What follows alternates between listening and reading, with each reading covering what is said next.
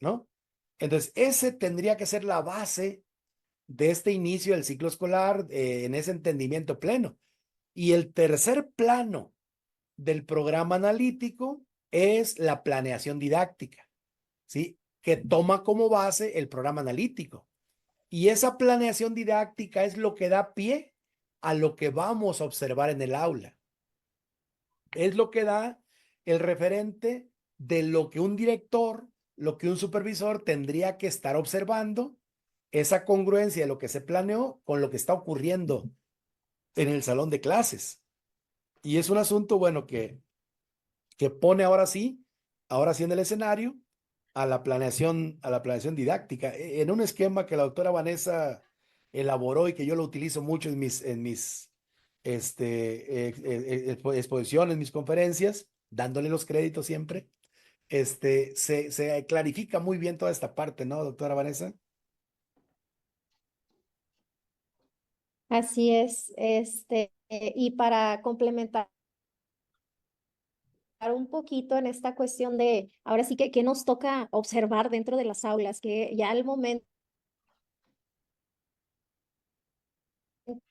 en el que tenemos que reconocer que los tiempos que tenemos son pocos y obviamente tenemos que focalizar en qué docente o en qué aula tengo que poner énfasis dentro de esta tarea de observación y qué tengo que analizar. En primera instancia, me gustaría retomar algunos aspectos que comentó la doctora Norma en ese sentido y esta parte de la relación dialógica con el docente, de escucharlo, del considerar cuáles son sus inquietudes, cuáles son los desafíos, los retos que está enfrentando dentro del aula, previo al acto en sí mismo de la observación, nos va a dar pauta de hacia dónde en qué me tengo que enfocar al momento de ingresar a las aulas. En este sentido, no podemos dejar de lado esta cuestión de que al hablar de planeación, estamos hablando también de qué contenidos o que se van a abordar dentro del aula y eh, eh, en qué nos tenemos que enfocar, en que estos contenidos, en los distintos momentos en que se está desarrollando la clase, terminen siendo claros para los alumnos. Creo que eso es un factor bastante relevante. La otra es que estos contenidos tengan un sentido para los alumnos, que partan de sus intereses, que surja esta cuestión de la motivación por el aprendizaje. Otra cosa que tenemos que observar dentro de las aulas son estos procesos interactivos que se dan, la forma en que los alumnos participan, cómo interactúa el docente con determinados alumnos, cómo interactúan los alumnos entre sí y cómo interactúa el alumno con el aprendizaje y las tareas académicas que se le están asignando. En educación especial tendemos mucho a focalizarnos en la cuestión conductual cuando entramos a observar dentro de las aulas.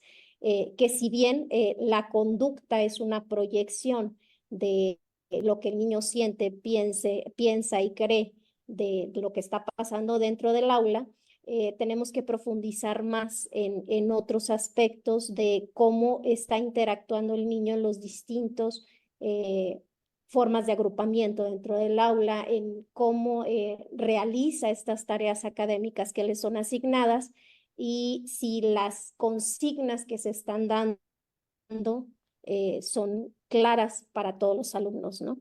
En este sentido también, hablando de tareas académicas, el considerar si estas tareas realmente representan un reto, un desafío para los estudiantes, si los está motivando para poder estar desarrollando sus aprendizajes, si estas tareas suelen ser repetitivas o si solamente se enfocan en copiar textos que obviamente son prácticas que se dan dentro de las aulas y que obviamente tenemos que redireccionar.